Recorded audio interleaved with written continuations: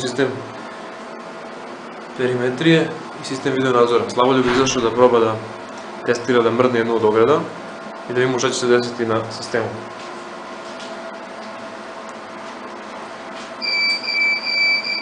Evo. Znači prvo desio se alarm na perimetriji gde mora da se potvrdi alarm. Takođe je ovde prikazano crvenim praktično blinka na kom mestu se nalazi povređena, da kažemo, zona ili detektor. Klikom na prozor, dakle, pokazuje se presled provalnika.